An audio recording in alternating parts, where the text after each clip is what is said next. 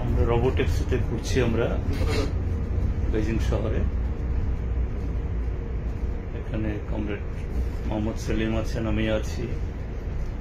দেখুন আরো দুজন সাথে প্যাসেঞ্জার আছেন।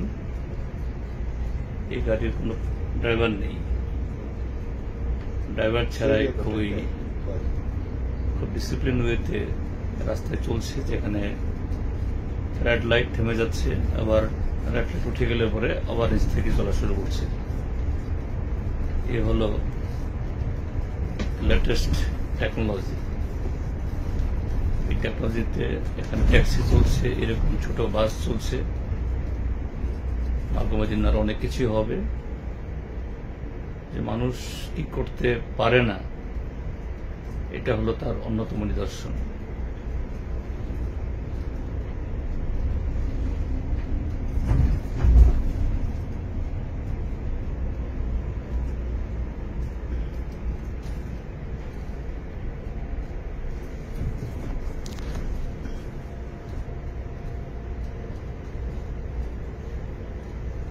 আমরা আমাদের নির্দিষ্ট গন্তব্যস্থলে আমরা পৌঁছে যাচ্ছি।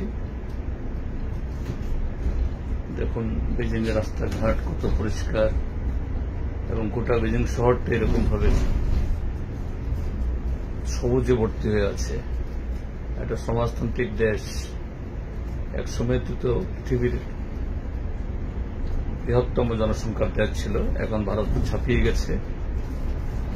তারপরও চীনের জনসংখ্যা 140 কোটি, এবং এই বেজিং শহরে তার জনসংখ্যা প্রায় 3 কোটি। কিন্তু রাস্তাঘাট, রেস্টুরেন্ট বা অন্য জায়গায় কোথাও যে বেজিং শহরে সত্যি 3 কোটি লোক আছে এটা মনেই হয় না।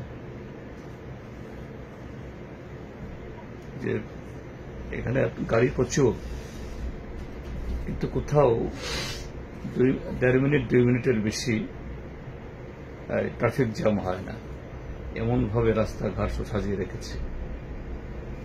এটাই সমাজতন্ত্রের চীন, সারা পৃথিবীকে আজকে তাক লাগিয়ে দিচ্ছে।